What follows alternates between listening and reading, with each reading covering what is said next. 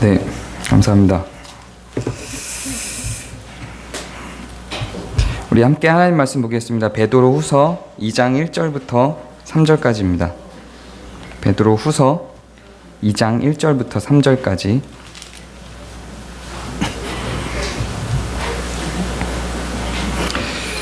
네, 1절 제가 읽고 2절 여러분 읽고 3절 같이 읽겠습니다.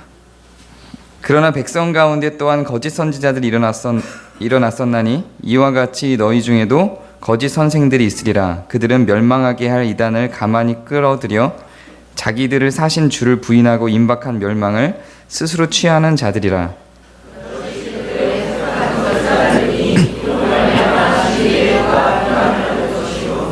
그들이 탐심으로써 지어낸 말을 가지고 너희로 이득을 삼으니 그들의 심판은 옛적부터 지체하지 아니하며 그들의 멸망은 잠들지 아니하느니라. 아멘. 네. 오늘은 설교라기보다 사실은 또 1년 계획에 관련된 이야기를 하는 날이라 또 이렇게 또 새로 오신 분들이 많아서 되게 당황스러우실 것 같아요. 지난주에는 좀 장기적인 목회 비전을 이야기를 했었습니다. 제가 처음에 공청회 2년 전에 할 때 목회 비전을 물어보셔서 저는 목회 비전이 없다 이렇게 대답을 하고 목회 비전이 없다는 목회자를 이렇게 청빙한 교회가 아마 우리 교회가 처음이 아닐까 생각이 듭니다. 그리고 2년 동안 지나는 동안도 목회 비전이 없어서 고민하다가 지난주에야 비로소 제가 이제 그동안 2년 동안 고민했던 그 목회 비전을 이야기를 했고, 우리가 어떻게 이웃을 사랑할지, 지역을 섬길지, 사회적인 참여를 할지, 하나님의 뜻과 하나님의 의대로 살아갈지에 대한 고민한 결과물들을 여러분과 아주 잠깐 나눴습니다. 그리고 그 자세한 실천사항들에 대해서는 이따 사무총회 때 다시 또 자세하게 발표하도록 하겠습니다. 그리고 원래 올해는 제가 작년 첫 번째 설교 때 원래 이제 2019년도에는 율법에 관한 내용들을 다뤄서 지금 이 사회 속에서 기독교적 윤리를 어떻게 실현해낼지에 대해서 조금 나눠보고 싶다 이렇게 얘기를 했었습니다. 그런데 그거를 한 해 미루고 올해 좀 급하게 올해 우리가 좀 진행해야 될 문제들이 좀 발생을 해서 작년 10월 정도에 제가 저 비디오에 녹화하지 않은 내용을 여러분하고 좀 나눴었습니다. 제가 얼마 전에 그동안도 꾸준히 받았는데요. 얼마 전에 신천지로부터 편지를 예쁘게 쓴 손편지 한 장을 받았습니다. 그런데 제가 판단할 때 신천지인 거고, 사실은 그 편지를 저한테 보내신 분은 신천지라고 하고 보내지 않았고요. 우리 교회 성도다, 익명으로 우리 교회 성도다 이러면서 우리 교회 안에 신천지가 있다, 그걸 고발하고 싶다, 이런 식의 어떤 편지를 저한테 이렇게 손편지로 예쁘게 보내셨어요. 그리고 좀 웃긴 일이었던 것 같아요. 고민을 좀 많이 했습니다. 이것을 무시하고 지나갈까 하다가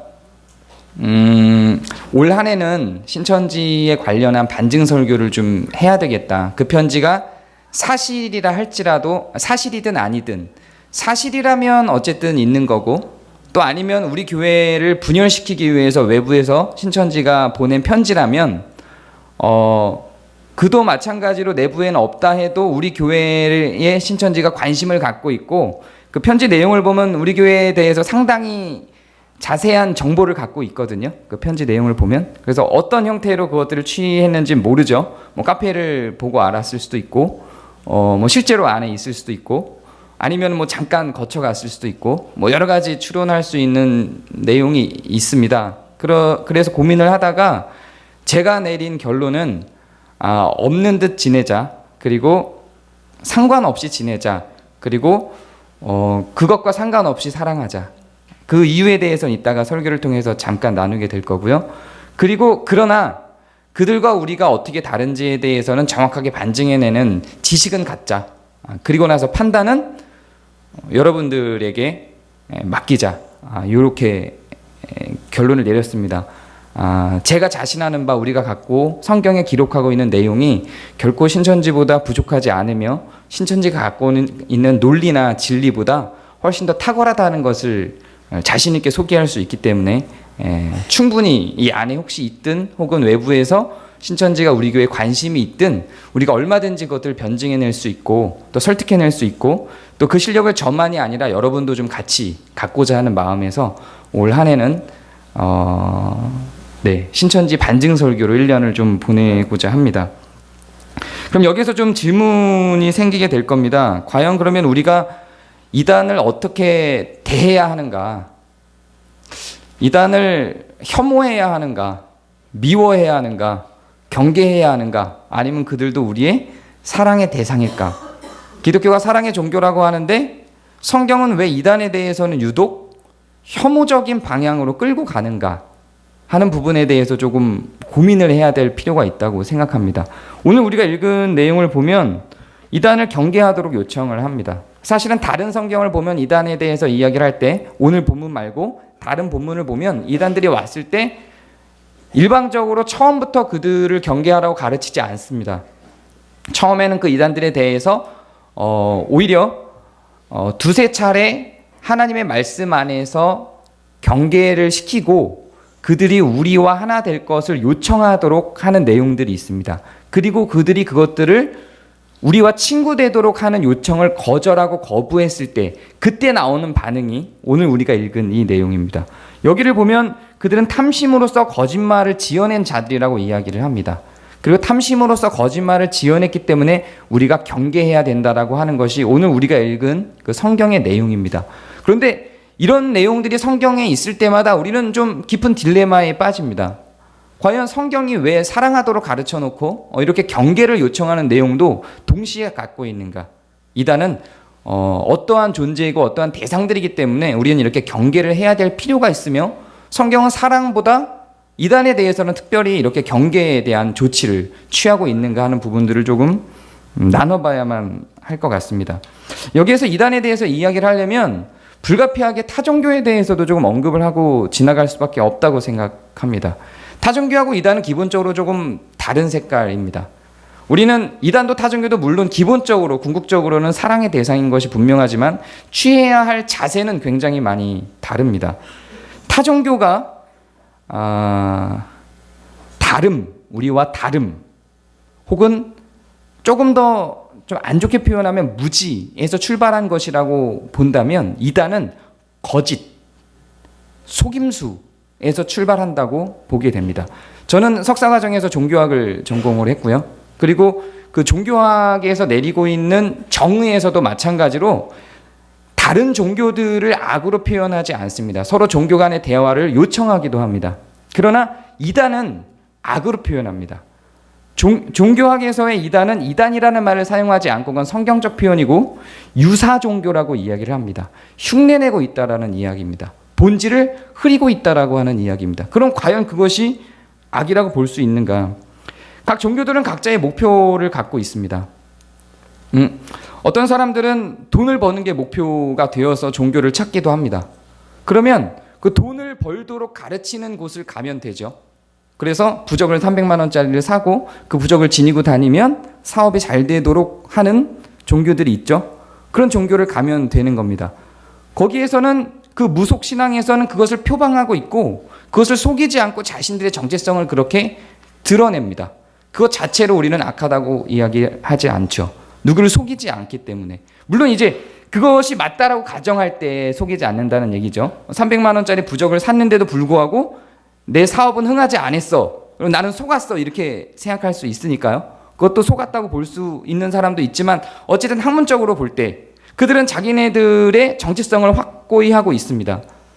그리고 또 어떤 종교에서는 마음의 안정을 얻는 것이 목표인 종교들이 또 있죠. 대표적인 사례로 불교와 같은 경우는 목표 자체가 마음의 안정을 얻고 중도의 자세를 갖고 무라일체를 하는 거예요. 색즉시공의 도를 깨닫는 거죠. 보이는 것이 전부가 아니고 내가 받는 고통이 본질적인 고통이 아니다라고 하는 걸 깨닫고 내가 이 안에서 평화와 평안을 누리는 것이 그 종교의 목적입니다. 그들은 그것을 표방하고 있습니다. 그렇기 때문에 그 불교를 보고 우리가 악하다라고 지탄하지 않습니다. 사회에서도 마찬가지로 그들을 악하다고 이야기하지 않죠. 서로 간의 지향점이 다릅니다. 기독교가 갖고 있는 본질은 하나님과 하나 되는 것입니다. 결국은 하나님과 우리는 원래 하나였고 죄라고 하는 것이 우리에게 들어와서 하나님과 우리를 분리시켜 버렸죠. 그리고 우리도 공동체도 사람과 사람 사이도 모두 원래 하나였습니다. 아담과 하와는 원래 하나였던 존재입니다. 육체적으로 짠 하고 결합돼서 뭐 이렇게 합체 하나가 아닌 걸 이해하시죠? 그들의 어떤 존재로서 육체로서의 하나가 아니라 공동체적 의미로서의 마음을 서로 공유할 수 있는 의미에서의 한 공동체였다라는 의미입니다. 그런데 그것이 죄가 들어오면서 분열이 돼버렸죠. 세상과도 원래 인간은 원래 하나였습니다. 그래서 인간이 세상을 통치할 수 있었죠. 그런데 죄가 들어오면서 세상과도 분리가 됐어요. 그래서 이 모든 것들이 다 단절된 세상으로 지금은 우리는 살아가고 있습니다. 하나님과도 단절되고 인간 사이도 다 단절됐고 전부 벽이 생겼죠. 세상과 인간 사이에도 단절이 됐죠. 벽이 생겨버렸어요. 그래서 복음이라고 하는 것은 예수 그리스도가 하나님과 우리 사이에 다리를 놓아주고 사람과 사람 사이에 다리를 놔주고 우리와 세상 사이에 다리를 놔주는 정말 복된 소식을, 그건 소식만 전한 게 아니라 복된 소식의 근거가 될 수 있는 실천을 십자가 사건을 통해서 해내신 거죠. 그게 기독교의 목적인 겁니다. 그런데 그 기독교의 존재의 원인이, 기독교의 목적이 우리가 이야기하고 있는 다시 우리가 하나님과 하나 되는 것, 이 세상에 다시 하나 되는 것에 있지 않고 돈 버는 것에 있다. 이러면 본질을 흐려버리는 겁니다. 이건 거짓말을 하는 거죠. 이런 것들이 이단이 되는 겁니다. 그래서 우리가 원래 추구하고자 하는 구원의 목적을 변형시켜서 그 자리에 다른 것을 갖다 놓는 것, 이게 이단입니다. 우리가 이야기하고 있는 이단은 끝단자를 써서 뭐 끝만 다르다 이렇게 이야기를 하고 있지만 종교학적으로 유사 종교의 개념은 그들이 추구하고 있는 궁극적인 목적을 변질시켜 버리는 것이라고 정의를 내립니다. 그래서 이단은 그 종교, 어떤 종교든지 이단은 유사 종교는 다 있습니다. 불교에도 유사 종교가 있고요. 이슬람에도 유사 종교가 있습니다. 기독교에도 유사 종교가 있고 각 모든 종교들이 유사 종교를 부정하고 그것을 경계하고 없애려고 하는 이유가 뭐냐면 그 유사 종교가 원래 있던 종교의 목적 자체를 흔들어 버리고 그 종교를 위태롭게 만들기 때문에 그런 것입니다. 그래서 타 종교를 대하는 자세하고 이단을 대하는 자세가 다른 것에 대해서 우리는 굉장히 곤혹스럽죠. 타 종교가 우리보다 더 멀고 이단이 우리보다 더 가까운 것 같아요. 어쨌든 불교에서는 예수의 이름을 이야기하지 않죠. 이단에선 예수의 이름을 이야기해요. 그런데 왜 우리는 불교를 비난하지는 않는데 이단은 비난을 할까요? 곤혹스럽죠. 바로 이런 이유들 때문에 그렇습니다. 불교는 기독교의 정체성을 흔들지 않아요. 그러나 이단은 기독교의 정체성을 흔듭니다. 불교는 기독교의 구원에 대해서 이야기하지 않아요. 이거를 기독교의 구원에 대한 방향성을 틀어버리지 않습니다. 그런데 이단은 기독교의 구원을 변질시켜 버립니다. 그래서 위험하고 사람들이 오히려 이것에 대해서 예수님이라고 하는 이름을 들었을 때 이것에 대해서 오해를 만들어낼 수 있는 교리들을 갖고 있기 때문에 이단을 경계시키도록 성경이 요청하고 있는 것입니다. 만약에 누군가가 나는 영생 따위는 관심이 없어. 성경이 이야기하고 있는 영생 따위에 나는 관심이 없어. 그리고 나는 그냥 돈만 벌면 돼. 라고 이야기를 한다면 돈을 벌게 해주는 종교를 가면 되는 거예요. 그런데 교회에 와서 돈 버는 것을 추구하는 거죠. 이것도 종교학적으로 보면 이단입니다. 그런데 지금 현대 한국 사회에 사실은 더 많은 정통을 주장하는 자들 속에 이런 이단적 원리가 들어가 있는 겁니다. 그런데 다른 이단들도 많은데 왜 유독 신천지가 더 심각한가? 왜 다른 이단들보다 한국교회는 신천지를 더 경계하는가? 다른 이단들은 교리적으로는 유사하게 접근을 해서 교리적으로 유사하게 접근한 것을 어렵게 비꼬아서 우리를 속이죠. 교리를 속입니다. 근데 신천지는 교리만 속이지 않습니다. 여러분 그 몰몬교 그 전도사들을 만난 적 있나요?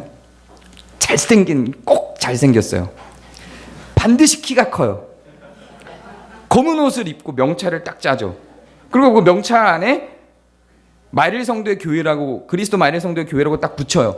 자기네들이 몰몬교도라는 것을 정체성을 확고히 합니다. 거짓말하지 않아요. 교리는 비틀어서 거짓말을 했지만 실질적인 접근에서는 거짓말하지 않습니다. 굉장히 예의 바르고 착한 이단이에요. 제가 볼 때는 그래요. 근데 신천지는 어떻게 접근하냐면 자기들이 신천지가 아닌 것처럼 접근을 하죠. 그래서 우리의 사랑을 근거로 그 사랑을 먼저 받아내요. 그들이 전도를 하는 방식을 보면 교회 안으로 침입해서 들어옵니다. 그래서 먼저 사랑을 얻어요. 사람들에게 관계를 형성해요. 그 다음에 그 사랑과 관계를 통해서 그들이 갖고 생각하고 있는 바를 주입시킵니다. 근데 그 주입시키는 방식이 뭐냐면 교회와 다른 교우들과 문 목회자와 이것들을 다 흔들 만한 거짓된 정보들을 끊임없이 흘립니다. 어떻게 그것을 흘려내는지 그 방법에 대해서는 제가 다음 주에도 자세히 이야기를 할 거고요. 구체적으로 저희가 지금 겪은 사례만 해도 편지를 통해서 이 안에 신천지가 있다라고 하는 편지를 저는 신천지가 보냈다고 생각해요. 우리 교회 교우가 그걸 보냈다고 생각하지 않아요. 제가 이제 아는 그 목사님 중에 신천지 전문가가 있는데 그분은 우리 교우들의 어떤 그런 등록 카드를 다시 받아서 필적을 조회해봐라 막 이렇게도 얘기를 하더라고요. 근데 굳이 그렇게 하지 않아도 된다고 저는 생각을 해요. 그거는 100% 제가 볼 때는 외부에서 신천지가 보낸 것이라고 보여지는데 그들이 사용하는 방식이 이렇게 분열을 시키는 방식을 사용합니다. 계속해서 미움을 조작해내죠. 이것 말고도 제가 입에 담기 힘든 이제 나중에 다음 주에 소개해드릴 여러 분열을 조작하고 미워하고 사기를 형성해내는 여러 방식들로 접근을 해서 마음을 힘들게 만듭니다. 그래서 신천지는 더 경계가 필요합니다. 앞으로 우리가 확인해 보면 알겠지만 교리가 견고하지는 않아요. 그런데 사람의 마음을 훔쳐서 그 마음을 근거로 그들에게 끌고 가려고 하는 그들의 전도의 방식이 약합니다. 그래서 다른 이단들보다도 이 신천지에 대한 경계가 더 크게 되는 것입니다. 신천지로 넘어가는 사람들은 주로 두 가지 측면에서 넘어갑니다. 하나는 성경이 가르치고 성경 안에서 이야기하고 있지 않은 어떤 부분들을 이야기를 합니다. 그래서 우리가 궁금해하는 내용들이 있어요. 그 궁금해하는 내용들을 채워냅니다. 그래서 많은 사람들이 그 궁금증을 채우면서 신천지로 진입하게 됩니다. 대표적으로 사용하는 것 중에 하나가 이겁니다. 가인이 아담이 첫 번째 창조된 사람이고 우리가 성경을 통해서 생각할 때 아담의 아내가 하와죠. 그들이 낳은 첫 번째 아들이 가인이에요. 가인이 자기의 동생인 아벨을 죽여요. 그리고 쫓겨나요. 가인은 쫓겨나서 외부로 혼자 나가야 되는데 성경에 외부로 혼자 나갔다고 하지 않고 아내와 함께 나갔다고 합니다. 여기에서 떵 떨어지는 거예요. 이 뭐야? 성경엔 분명히 아담과 하와가 결혼해서 가인과 아벨을 낳았어. 아내는 어디서 나온 거야? 성경이 밝히고 있지 않아요.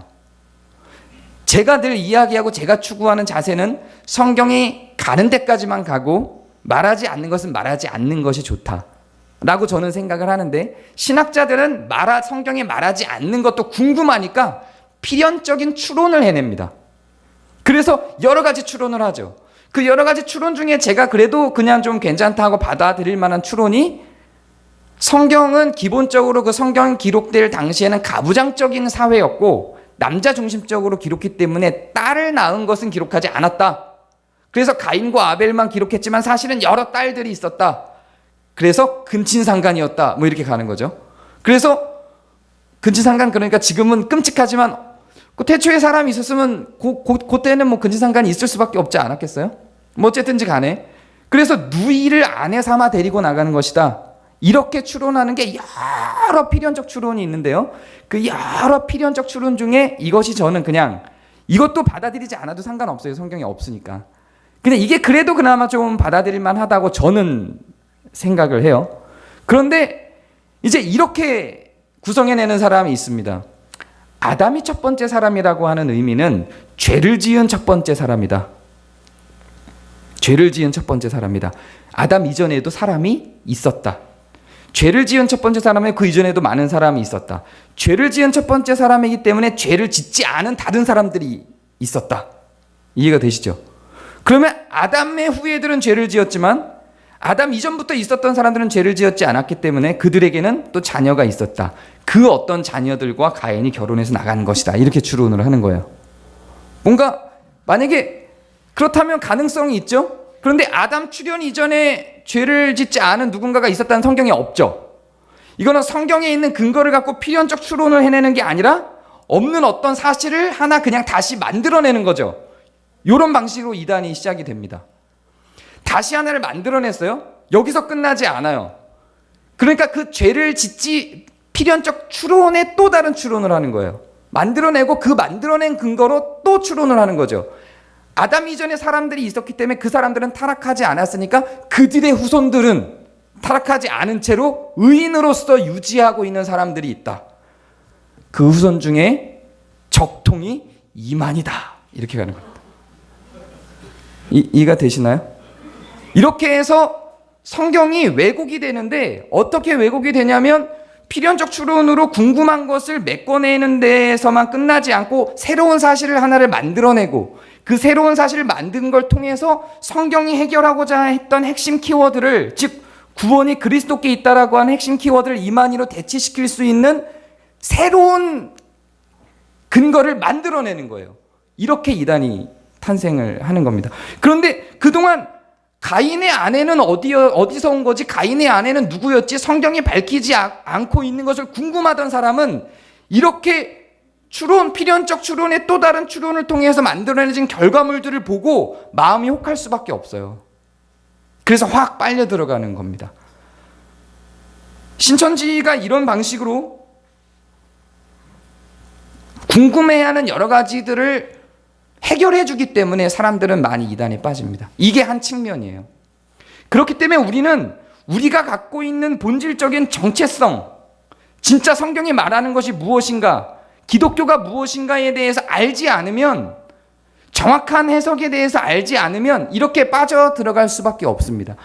사랑을 하는 데에도, 타종교를 대할 때도 마찬가지예요. 사랑을 하는 데에도 우리가 갖고 있는 정체성이 확고하지 않으면 사랑하는 것이 쉽지가 않아요. 이건 종교에서만 그렇지 않고 사람에 있어서도 그렇습니다.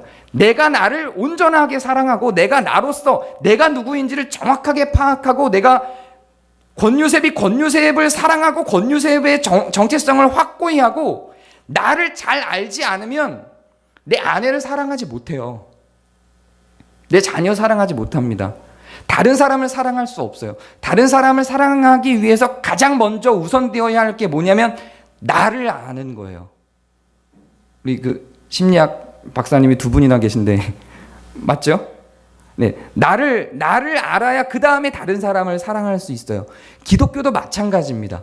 기독교의 정체성을 확고히 하고 기독교의 정체성을 확인하지 않으면 우리는 기독교가 아닌 사람들을, 기독교인이 아닌 사람들을 사랑할 수 없어요. 자아가 확고하지 않으면 타자를 품을 수가 없습니다. 그래서 기독교를 더 정확하게 알아야 돼요. 신천지를 경계하기 위해서도, 그래서 그것을 분별해내기 위해서도 기독교를 알아야 하지만 우리가 다른 대상, 타종교인이든 종교가 없는 사람이든 또 이단이든 누군가를 사랑하기 위해서도 우리가 정확하게 누구이며 우리의 사랑의 근거가 어디인지를 알아야 기독교적 사랑을 선포하고 우리가 그것을 실천해낼 수 있습니다. 그래서 우리는 단지 그냥 이것들을 경계하고 그들을 혐오하자라는 게 아니라 일단 올 한 해 우리가 하고자 하는 것은 이것을 우리가 사랑하기 위해서는, 온전히 사랑하기 위해서는 우리가 누구인가, 그들과 분별된 우리가 누구인가, 그들과 우리가 무엇이 다른가라고 하는 것을 정확하게 알아야 합니다. 그렇지 않고는 그들과 대화할 수가 없어요. 종교 간 대화라고 하는 것이 내가 갖고 있는 것을 모른 채로 혹은 내가 갖고 있는 것을 무너뜨리거나 내가 갖고 있는 것을 변질시키는 방식으로 대화하는 것은 거짓입니다. 그건 사기예요. 우리가 대화를 해요. 우리가 알고 있는 바, 우리가 믿고 있는 바, 세상의 창조는 어떤 방식으로 했든 하나님께서 하신 걸로 믿고 있어요. 세상의 창조는. 그런데 불교하고 대화를 하기 위해서 불교도 창조적 존재가 있습니다. 우리의 하나님처럼 인격적 존재는 아니지만 오음이라고 하는 창조 존재가 있어요. 그 오음이라고 하는 존재가 불교에서는 이 우주를 형성한 기본 단위라고 보는데, 우리가 그 오음이라고 하는 기본 단위에, 불교에서 이야기하는 기본 단위를 종교 간 대화를 하기 위해서 우리도 그거 알아, 우리도 그거 있어, 아니 꼭 하나님이 아니어도 돼, 이렇게 접근하면 사기치는 겁니다. 거짓말하는 거예요. 이런 거짓말들은 너무 많이 우리 속에 이미 만연해져 있어요. 어떤 형태의 거짓말이든 그것은 상처를 만들고 배신감을 갖게 만들어내요. 그래서 그러지 않고, 제가 언젠가 전제주의적 변증이라고 하는 걸 말한 적이 있죠. 우리의 기독교를 정확하게 알고 있고 그 기독교를 정확하게 전하는 겁니다. 그리고 그들이 갖고 있는 가치와 사상과 종교의 교리를 정확하게 우리에게 전해도 불편해하지 않는 거예요. 그렇게 대화는 이루어지는 겁니다. 우리를 변질시키고 너희들도 좀 변질시켜, 이렇게 해서 만들어내는 게 대화가 아니에요. 양보해서 가는 게 아니라 정확하게 포지션을 잡고 거기에 대해서 소개를 하고 선택할 수 있는 기회를 서로에게 배려해 주는 겁니다. 처음에 우리를 열기 위해서 우리를 변질시키고 소개시켰다가 그들이 일단 발을 이쪽에다 들인 다음에 아니었어, 그거 사실은 그거 아니었어, 사실은 딴 거였어, 이렇게 말하면 배신감이 드는 거예요. 신천지도 이와 같은 방식을 사용합니다. 처음엔 니네가 맞아 하다가 나중에 그리스도가 아니라 이만이야, 이렇게 끌고 간단 말이죠. 그런데 나중에 배신감을 느끼기에는 이미 너무 많이 발을 담가버린 상태가 돼요. 우리는 거절할 수 있는, 기독교인들은 특히나 더 착한 사람들은 여기에서 굉장히 많이 실수를 하는데, 속아주는 게 미덕이라고 생각을 하기도 합니다. 그래서 한국에서 더 이단이 왕성해져요. 속이거든요. 속이고 들어올 때, 정을 근거로, 사랑을 근거로 속이고 들어올 때 우린 속아주는 게 미덕이라고 생각해요. 거기에서 아니야, 나는 그렇게 생각하지 않아, 그거 틀렸어라고 말하는 게 너무 어려워요. 그래서 속아주는 거죠. 처음에는 아닌 것 같은데 속아주는 거예요. 관계 때문에. 마음에선 찝찝함이 있어요. 찝찝함을 안고 그냥 조금씩 속아줍니다. 하나 두 개씩 속아지다 보면 그게 진짜가 돼요. 나중엔 그동안 속아준 것들이 민망해져요. 아까워요. 그래서 그것들을 하나씩 받아들입니다. 이게 이단으로 넘어가는 한 방법, 과정 중에, 여러 과정이 있는데 과정 중에 하나입니다. 아니라고 생각할 때는 아니다, 찝찝하다고 여겨질 땐 찝찝하다, 속이는 것 같다고 생각될 때는 속는 것 같다, 이렇게 이야기하는 것이 좋습니다. 그리고 많은 사람들이 다시 그 이단으로 넘어가는 과정 중에 아까 제가 두 번째로 얘기한 게 사랑이라고 이야기를 했죠. 여기에 대해서는 아까 그 교리를 변질시키는 문제에 대해서는 우리가 교리를 확고하게 알면 대처할 수 있는 거예요. 자, 그러면 사랑으로 다가오는 이 문제에 대해서는 우리는 어떻게 대처를 해야 될까요? 많은 사람들이 신천지로 빠지는 이유가 사랑을 베풀기 때문에 그래요. 신천지에서 정말로 사람을 깊게 사랑해요. 저는 언젠가도 이야기를 한 적이 있지만 신천지로 빠졌던 많은 사람들을 제가 접촉을 하고 대화를 해서 다시 회복시켜서 교회로 끌고 온 여러 경험들이 있었습니다. 그런데 우리 민건이가 있었던 교회에서도 몇 건이 있었죠. 그런 일들을 하면서 그들에게 왜 글로 빠졌었나를 물어보면 오히려 교리적인 설득보다 이게 더 많아요. 그들이 너무 잘해줬어요. 사랑이 넘쳤어요. 굉장히 친절했어요. 사람이 사랑에 목말랐던 근거로, 그렇게 사랑을 근거로 이단으로 가는 경우들이 굉장히 많습니다. 그럼 우리는 그렇게 사랑을 베푸는 사람들에게 어떻게 해야 될까요? 더 사랑하는 수밖에 없어요. 저는 그렇게 생각합니다. 신천지라는 게 만약에 밝혀진다 해도 우리는 사랑을 놓치지 말아야 된다고 저는 생각합니다. 예를 드는 거예요. 상처 안 받을 사람들을 한 명 예를 들자면, 여기서 절대 신천지가 아닐 사람을 꼽아서 예를 들자면, 뭐 만약에 이제 뭐 신희성 집사나 전 운영위원장이었던, 올해 운영위원장인 전세현 집사가 나중에 신천지로 딱 밝혀졌다. 네. 여러분도 다 알고 있는 어떤 교회는 운영위원장이 신천지로 실제로 밝혀진 사례도 있어요. 운영위원장이었던 사람이 밝혀졌다. 그 다음에 어떻게 접근을 할 것인가? 네가 신천지였어. 그리고 난 더 이상 너하고는 이야기를 하지 않겠어. 떠나버려. 이렇게 하면 그 사람은 정말로 신천지를 가는 거예요. 우리가 그러니까 그 신천지에 빠졌다가 나온 사람들이 느끼는 배신감이 뭐냐면 네가 어떻게 나를 4년, 5년이나 나를 속일 수가 있어? 이 배신감이에요. 이게 둘 중에 하나로 반응을 하는 거예요. 그동안의 정으로 따라가든지 배신감이 느껴져서 완전히 단절해서 끊어버리든지로 가게 됩니다. 보통의 관계로는. 근데 이 관계를 딱 끊어버리는 순간 그 사람은 이제 더 이상 기존 교회로 돌아올 수 없는 상태가 돼버려요. 상처받은 것에 대해서는 명확하게 상처받은 것을 이야기할 필요가 있습니다. 그래서 네가 날 속였어. 어떻게 날 속일 수가 있어. 나 속상해. 그러지 마.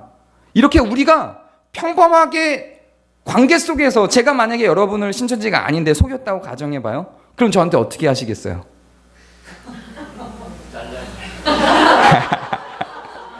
네, 뭐 자르는 건 자른다 할지라도 목사로서는 자른다 할지라도 여러분과 내가 그동안 형성된 관계가 있잖아요.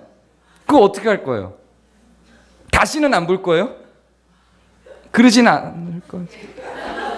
안 볼 거군요. 다시는 안 보고 그러지는 않을 거잖아요. 속상하다 이렇게 얘기할 거잖아요. 그렇게 우리가 일반적인 관계 속에서 대할 수 있는 괴물이 아니에요. 신천지에 빠졌다고 할지라도 그 사람들이 괴물이 아니에요. 일반적인 관계 속에서 우리가 해낼 수 있는 그런 설정으로 다가서면 돼요. 그리고 그러지 말자. 그리고 네가 신천지여도 나는 너의 친구야. 네 언니야. 동생이야. 할 수 있다는 이야기죠. 정확한 명료한 관계 설정을 재설정을 하고 가면 돼요. 그리고 더 큰 사랑을 베풀어 주는 것이 오히려 더 건강한 방법이다. 저는 그렇게 생각을 하고 그런 방식으로 그런 방법으로 신천지에 빠졌던 청년들을 다시 끌어올 수 있었던 사례들이 그런 경험들이 저에게는 있습니다. 그렇게 사랑으로 우리가 그것들을 대해서 그들이 돌아올 때 돌아오는 사람들은 거의 100중 90은 심리 상담을 받게 됩니다. 그 신천지에 빠졌던 사람들이. 왜 상담을 받을까요? 기본적으로 그들도 이만희에게 속아서 간 사람들이에요. 악한 마음을 갖고 난 악하게 살아야지. 다 속여버리겠어. 이렇게 하지 않아요. 좋은 마음으로, 신앙의 마음으로, 하나님을 섬기는 마음으로, 긍휼의 마음으로 신천지를 사랑의 마음으로 먼저 간 거예요. 그런데 거기에서 사람을 속여야 돼라고 시키니까 속이는 거예요. 그리고 그들이 가르칠 때는 기존 교회의 모든 교회 목회자들은 다 사탄이야. 다 거짓 선지자고 다 악마야. 이렇게 가르친단 말이죠. 다 늑대야. 이렇게 가르쳐요. 근데 와보니까 늑대가 아닌 거예요. 착해요. 착할 뿐만 아니라 멍청해요. 이러니까 생각이 달라져요. 정말로 악한 목회자가 있는 교회들이 있죠. 그런 교회는 신천지로 확 넘어가기 굉장히 좋은 요소를 갖고 있어요. 제가 멍청하긴 해도 조금 악하진 않잖아요. 그래서 갈등을 하게 되는 거예요. 내가 배울 때는 다 늑대라 그랬는데 늑대가 아닌데? 갈등을 해요. 그리고 사랑을 막 베풀어 주잖아요. 이 사람도 악한 마음을 갖고 온 사람이 아니기 때문에 뭔가 좋은 일을 해보고자 하는 마음으로 온 사람이기 때문에 거기서 오는 그 갈등 속에서 심리적인 충돌이 생겨요. 아파요. 매주 속이는데 이걸 속여야 돼서 속이는 거지 속이고 싶어서 속이는 게 아니에요. 실제로는 착한 사람들이라는 말이에요. 그러니까 우리가 그것을 진심으로 대하고 이 마음이 어디에서 이 사람들이 갖고 있었던 죄책감들이 확 해소가 되고 정당화시키냐면 이 사람들이 신천지로 드러났을 때 너 그럴 줄 알았어! 하고 그 사람에게 매몰차게 하며 화를 막 내고 다시는 보지 않겠어 할 때 역시 늑대였어. 이렇게 갈 가능성이 훨씬 많아요. 지속적인 사랑이 갈 때 이 사람들은 그 안에서 갖게 되는 심리적 충돌을 버텨내지 못해요. 그래서 돌아오는 대부분의 사람들은 심리 상담을 받아요. 그래서 저는 우리는 우리대로 거기에 넘어가지 않기 위한 교리적, 성경적 탄탄한 정체성을 확보하고 지식을 통한 우리의 정체성을 확보하고 그들과 우리가 뭐가 다른지 어떤 것이 맞는 것인지에 대한 깊은 고민을 위해서 공부를 열심히 해서 우리가 그들과 다른 부분이 무엇인지를 확고히 알고 그들에게 넘어가지 않을 수 있는 지적인 충만함을 우리가 갖고 그리고 감정적으로는 그들을 사랑해서 우리가 품어줄 수 있는 여유가 우리 공동체 안에 있다면 아무리 많은 신천지가 와도 다른 어떤 이단들이 와도 오히려 여러분의 진리와 사랑에 녹아나게 되지 않을까 이렇게 생각합니다. 이단을 경계하라고 성경이 이야기하는 것과 그 이단에 속한 사람에게 긍휼을 갖는 거하고는 다른 문제입니다. 우리는 분명히 이단은 경계해야 합니다. 그러나 그들은 저는 이만에게 속은 자들이지 그들이 악한 사람이라고 여기지 않습니다. 그들이 갖고 있는 지식은 경계해야 하지만 그리고 그들이 우리에게 기본적으로 사기친 부분들이 있잖아요. 만약에 들어온다면 속이고 들어오는 거니까 거기에 대한 속상함을 인간 대 인간으로 토로할 수 있지만 그들을 미워하고 마치 그들을 짐승처럼 사탄인 것처럼 치부해서 몰아내는 것은 잘못된 선택이라고 저는 생각합니다. 네.